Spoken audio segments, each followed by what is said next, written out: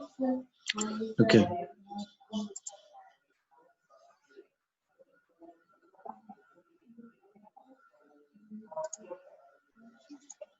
Okay, aku yang ngarang.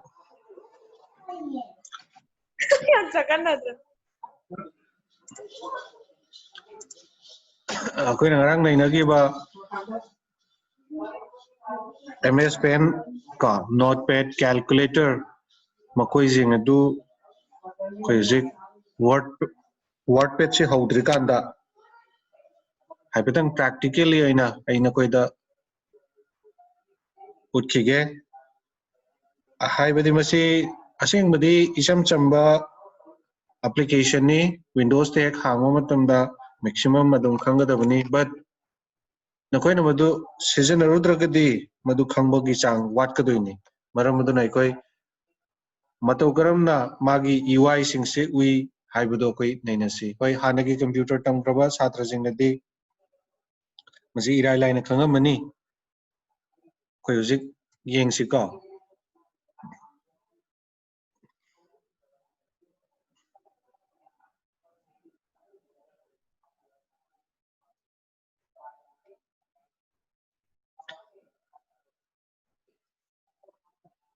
ahan mada koi na togodoise nangi computer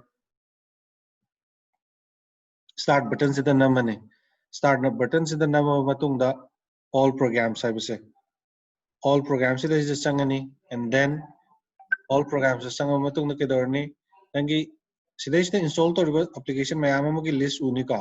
sida is koi na thigedoise accessories se thiro matungda koi ahan mada lerise dum masi hanek ta pairse calculator ase pair matungda nangi kedore sida is da lairiba calculator nangi function singse u phangani isam samna sida view haibisida sang kanda standard haibam lagini scientific haibam lagini programmer haibam lagini statistics haibam lagini history digit grouping basic unit converter date calculation and a worksheet no haiba mayam singse noi function naktani standard haibisida kai lere ko isam samna 8 into 8 is equal to 864 sigi portion logic sida ama lere kogi date calculation ana nangi date sida difference between the log doini ago se calculate over matamda same day lere suppose some na aina sigi je June 22 se ena kai lore 19 lore 19 log targadi kai lore 1 year thole hai riba sumaina nangi sida leriba posini ko basic then unit converter nang kari kamaina convert togodage nangi hai riba jingdu sigi option sidagi logadoine akoi gidi huje maximum akoi na seasonary je kaino hai targadi basic ni whenever you want to change something different means you want to add calculate something then you try to change it from here and use it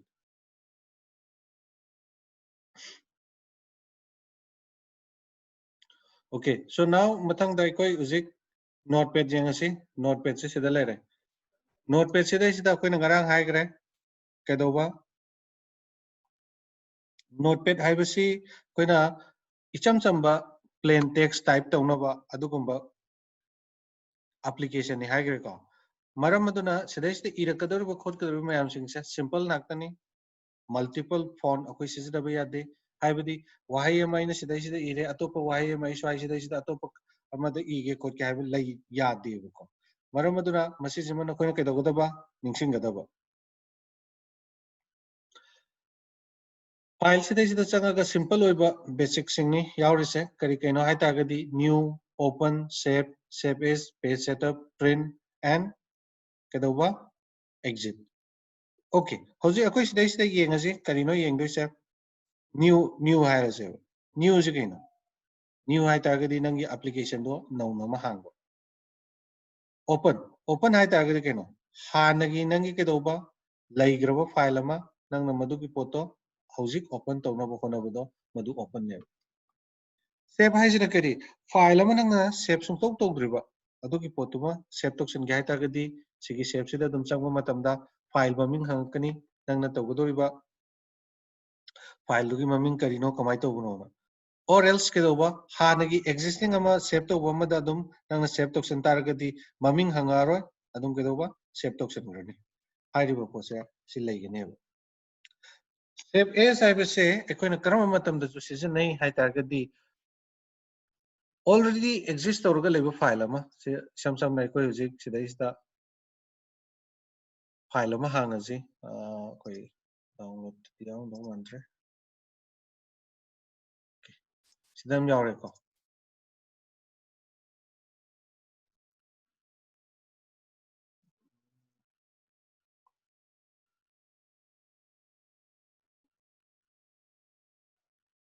okay see ama ekta koi hang to ji ko so sigi file se if suppose nang kari gum kari type to challeba and you want to save this files in a different file name not in the same file nang sida sida kan save to sang gitar gadi sigi file sida adumak save to sang raneba tawudu nang hojik pam je keno migi lejaram ba hana gi lejaram ba file se sina tab atupa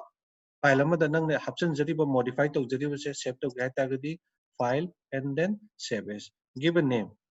give a name and then save it asagi file maming si chu hongkrani to ka kedoba nangi details si chu yaurga leni to already nangi ngasagi hanagi file do adu ju dum kedoba lengdana lerangane yan tarni ka sigi posini adu cd hayeng notepad khaktangi nate na hayeng microsoft word excel powerpoint any file any file which can be edited adu ki file mayam singi sigi save as hai targadi sigi niyom je lakani ka dana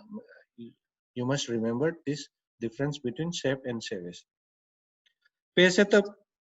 setup sida is nangi sida ke way nangi size kan ba yai paper size nang na work to godori bisi or print or ko matam da kamaina tagani size karamba oigada ge habje sida pd bising standard size nakani akoina yam kan season ado che a4 habje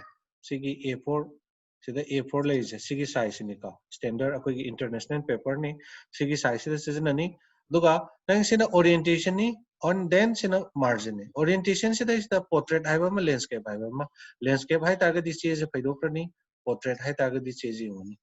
margin nang sida is the margin je nang sida left ta akoi 20 inch adagi adu piri che masi chaumali koina kedoba pikan ge nang ya pamani ko margin je sumaina so sida ko sigi preview sida is the margin je kedogi dot iraga lai je hanjan ge me 20 hai je 10 on kan da sumaina hanjan garni top to 25 hai je 10 hai kan da matak ta hangka karni then bottom do ju sigi pos sumaina lai ne so it depends nang na kari hai da pami hai ba do madugi matungina nang ya pa madugi matungina nang semjagadabne sida sida koina adu to hai ba leite hayeng kai gum nang na thabam su targadi madugi thabak tu ki daga le rib do madugi matungina semudoi okay edit hai ba sida ista koi undo cut copy paste sigi mayam sing jidi na koina kai dogoda ba sigi shortcut sing che isalo aduga hayeng sidi adum undo hai targadi nang na lastly action perform to gibudo madu undo to buduni cut hai targada nang na select to riba potuma word oibe ai single character oibe ai whole text oibe ai adu kai doba cut to buni copy hai targadi cut to gibana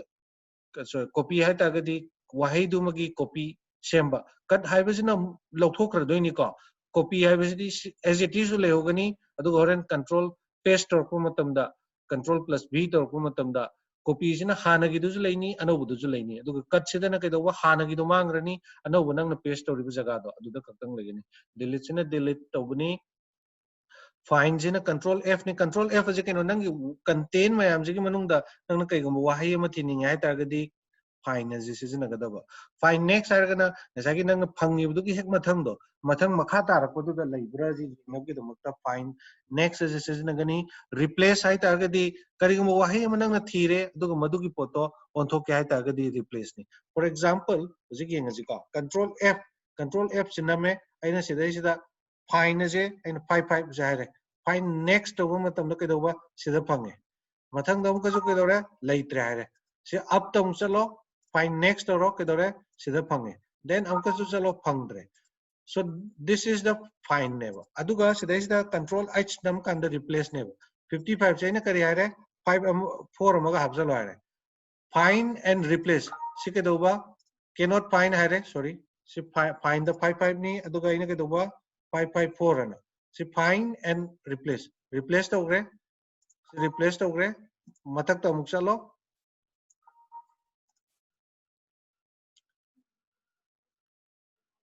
control home namo matak to ko matak to amal leire ko si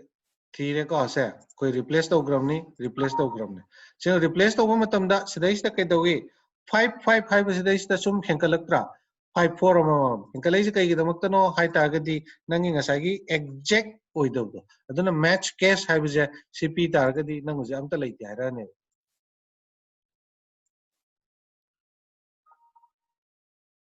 okay number da di nangi exact oire wahai do ne yeng si ko si suppose isam samna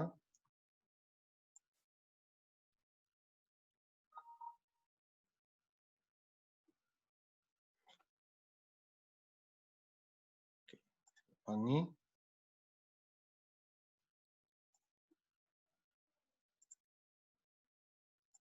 this ki do na phange ko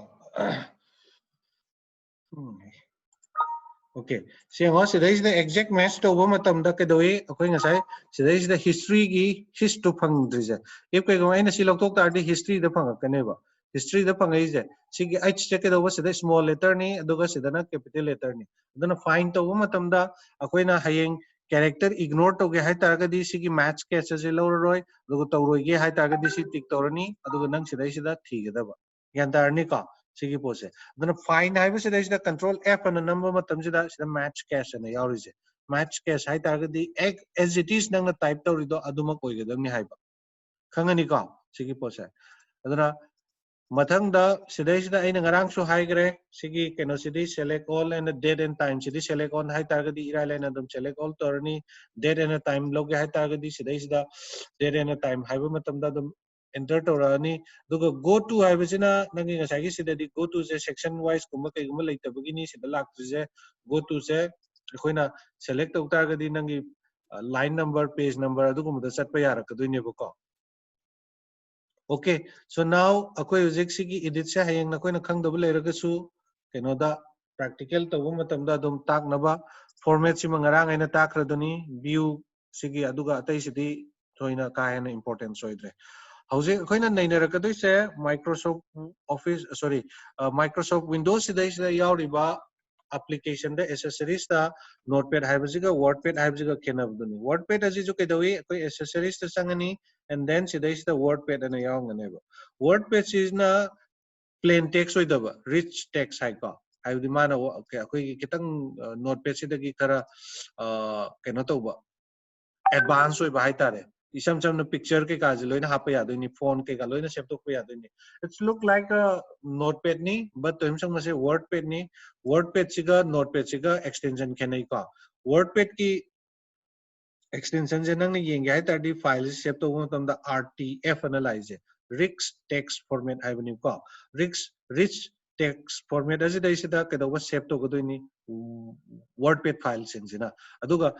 notepad file sina txt da ka hꯧji akoina sida sida any iba yare kai mo wai khara akoina dum pangi ri san ba yare ko sam sam na ko hojik sida yengsi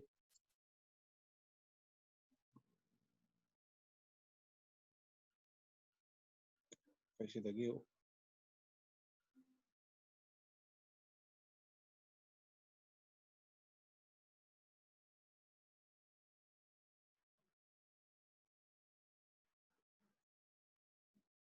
ta copy to sala ji ko copy to sala paste to sala हाइरिबो पोसे केनो सिउजे Koyna type तो उगा जमाना सि पोसे nga sai gi rich text ko notepad ka kena reje ai sida ball ohen ge ai ai gi font change to thoke ai ba sida sida ke do ba ai atopa mo ohen ge ai sigi edit to bugi option se ke do ba notepad di yaw de ba nangi sida sida page margin to ngana semja ba ai bullets and numbering ha pa ai line spacing p ba ai these are the additional features sidi na koina microsoft word ta tamo matam da dum hayang loina thengnarani koina sida sida namna kanna nei na draga jo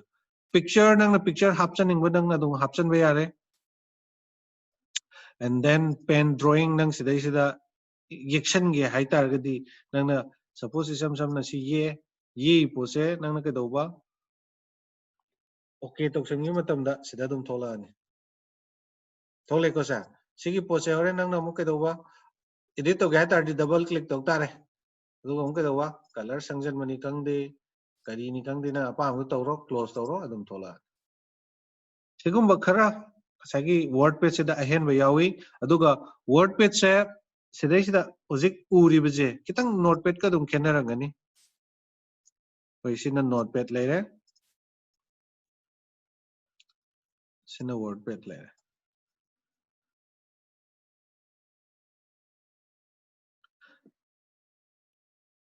खेनरी पोसे कइनो है कंदा सि title bar नि सिदा जो title bar यावी का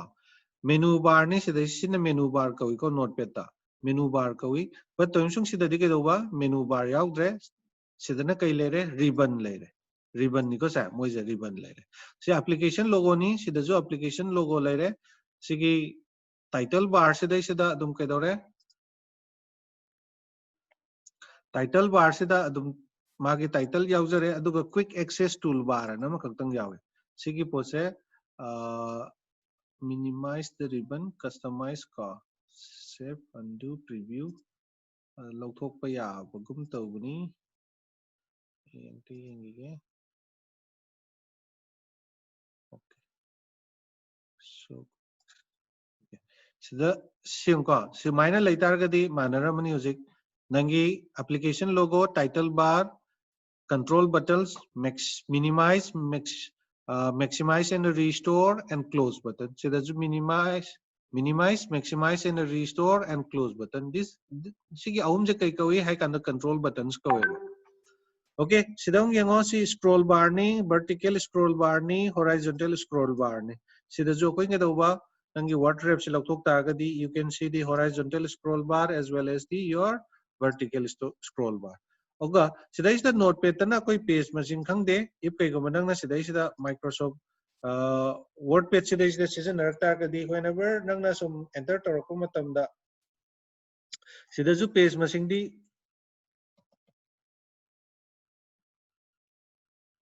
uroi ko page machine di uroi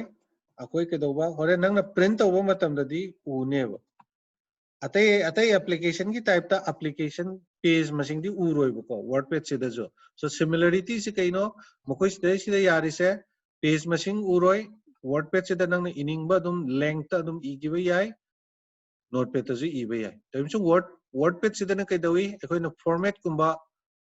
change tok pa yai format change tok ba yai cut copy do di to masagi leizare maruina text format to ba yai ba alignment sem ba yai koi nan hai kra microsoft office microsoft windows ki notepad se dai da koi ke doba alignment sem ba ya dena but whereas nang ke doba nang microsoft wordpad se di nang sigi wordpad se di koi na ke doba yare alignment sem ba yai alignment do koi usi kamaina sem ji have do yeng sem ko sigi wahi se dai ai usi select tore aduga ma ke doba center alignment this is center alignment left alignment right alignment and justify hairiba pose nangna sita semjaba yare khangani ko sigi posini picture lere pen lere date and time lere date and time se cham manai ngasagi sida nangi format to sida additional oiba format ama kangtang pire ngasagi koina notepad ta di date and time hai insert over matam da masana kai dawri date ka time loina na lai sida di nangna kai dawba only date kangtang insert to ga haibra time ju yaw ga haibra kamai to ga haibno to aduga specially sida kai dawi anirak thongna nangna insert to ba yai haibadi date kangtang tawninge date kangtang to ba yai time tawninge time kangtang tawning ba yai ba insert to ba yai ba madugi option to sida lere even format nangi date format to isam samna long format wagera short format wagera hairiba mong du nangna pamjaba du dum insert to ba yai ba mathang da insert object haibani insert object hai keno masiki nangi word page sigi manung da tongan ba atopo object ama insert to ba yai ba madugi facility do sigi word page se da yawe ba adu object se nang karama makhan gi object oidoino haibadu di nang sida nangi keno nangon da install torga yauri ba mayam dugi matung ina leijatare ko wordpad masagi document oina pibasu yai pen brush picture pirasu yai create new haiba ma create from file haiba ma masi lei ko ado sigi insert object se sidai sida takadu budi hena khuloi daba ekoi keno doina taksi Microsoft Word kumba Excel gumba doina taksi buko yaudi yawi haiba option jima khangoro and then kedo was the find replace and select all haiba ju yaure asagi koi na notepad ta ju yaugi ba edit menu de yaugi ba jing do koi na sidai sida home haiba tab sidai sida mix tawraga yaure sidai sida chakai chingi jing che magi group ni clipboard ki group font ki group paragraph group insert group and editing group view tab sidana nang asagi zoom show or hide settings hide ba mayam sing se nang asagi ke doba notepad ta di yaugi de notepad ta sigi measure unit yaugi de sigi ruler sigi word wrap ti yawi sida chu yawi ko aduga sidai sida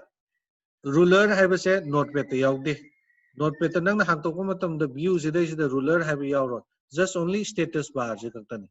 status bar je koin utpa matamda makha da magi line kyano column kyano urani line kyano column kyano urani aduga koin ngasagi sidai sida aina haigibdo go to je status bar je utri bodi nang kai do go to chatpa ya de ai sing ngasai palautre view sidai sida nang logic thama matamda go to je sida atum kai do ba okay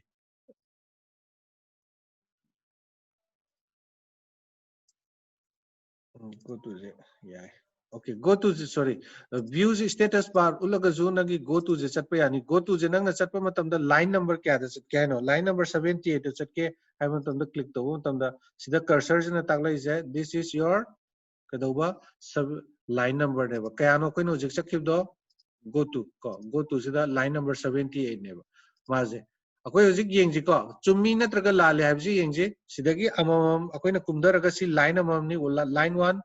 line 2 cursor si yengo line 3 line 4 sigi blue screen na horizontal line 4 da leidana edit go to koi line 5 haijeba line 5 nangi cursor se kai da lai copyright da lai dana sigi je sam manana koi na sidai jo kai do ba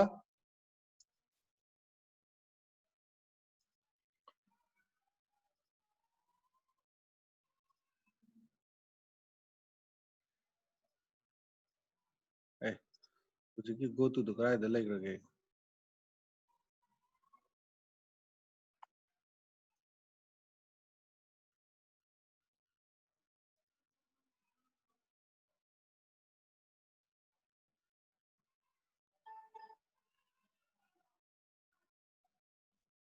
okay hoje koi na khang do je sidai sida kitang chamam na budi lai re ko a little confusion ko notepad ta di go to se yauri sida edit ta chang yar ga go to aduga se koi wordpad sida di hoje fodi koi go to se yaudre find replace and select all ko editing gi dani sida edit ta chang da yauri se sida na menu ni sida na lai sina kaino ribbon ne ko ribbon ni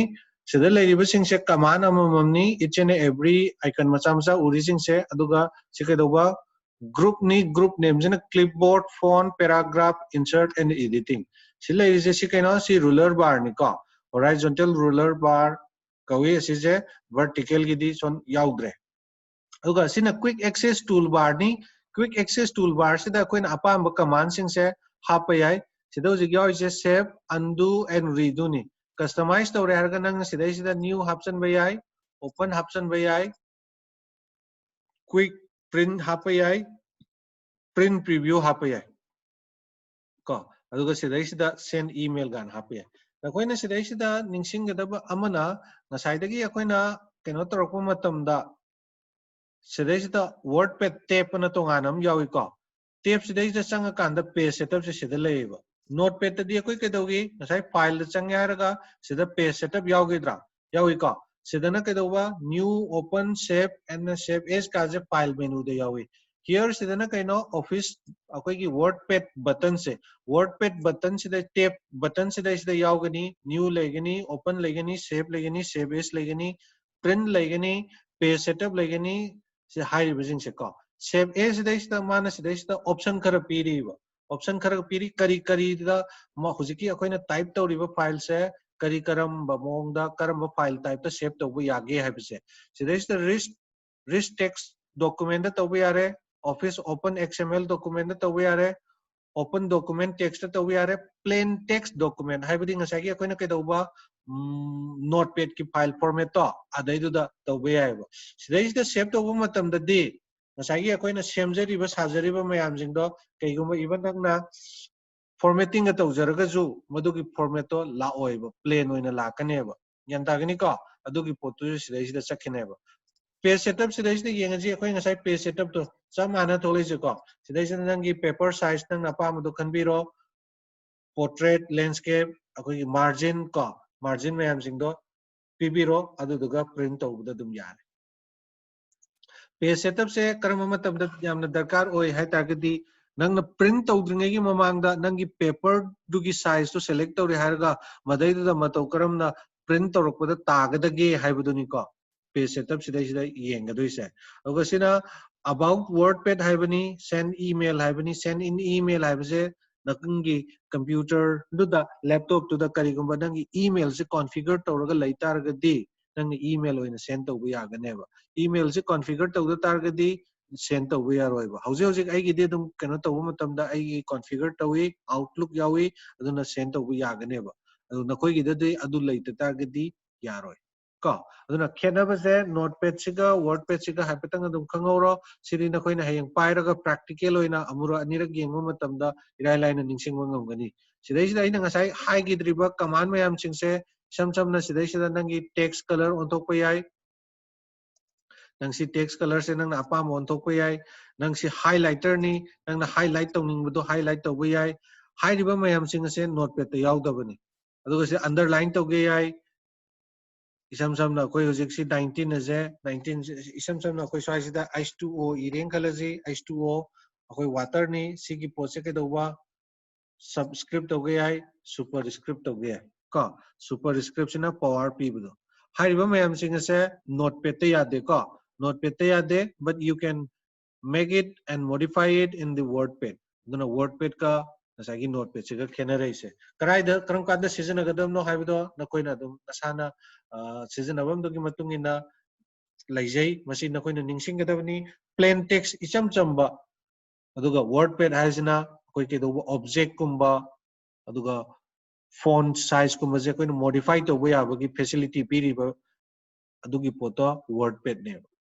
makoi ni ma ke do plain text maru ina de aseng mudi plain text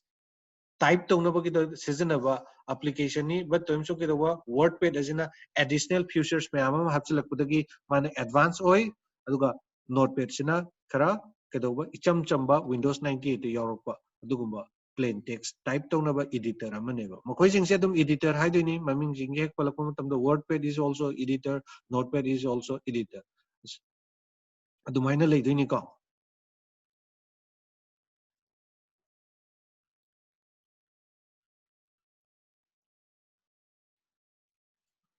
kino koi sigi kino sing se sakhraba natra pagraba natra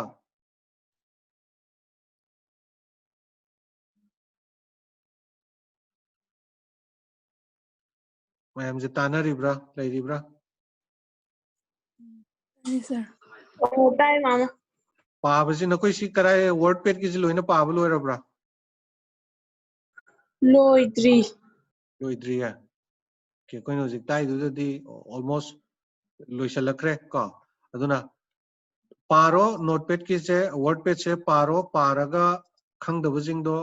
नैनरसी को हयेंग अकोई कईगुम नोइना खंगदे हाय तागदि हयेंग अमुका हन्न नैनगनी otherwise न तारगदि अकोई किदोबा नैनरोयबा दुगा command prompt की सिदा लानी command prompt की जो practical base नाक्तनी सिदा सिदा यावगदोइसे कमांड प्रॉम्प्ट जे जो कोई कमांड प्रॉम्प्ट दा कमाइना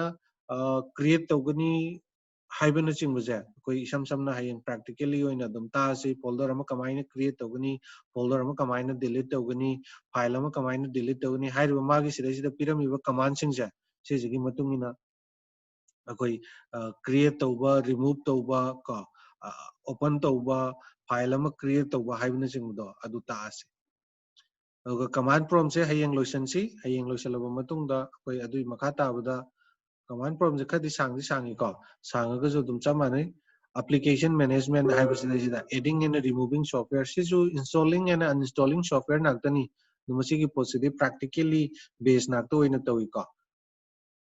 मसीदी हयेंग Koyna hoi padi parasi theory jina koina paro theory je paraga khangdabudo aduida nainasi linux sima khara adum advanced oibani linux ki je definition sing je maximum adum ningsing nabo honaro so that we can discuss in a very easy and a quick and understandable way ko fare adudi ngasi gi di sida loisalaji ko so that I can noina ka hujiki wordpad ki jima pablo chalo so then we can get over hayeng sigi command prompt jidagi hauba yanaba yare ko Hoi ma'am. okay adudi ngasi gi di loisalasi Thank you, sir. welcome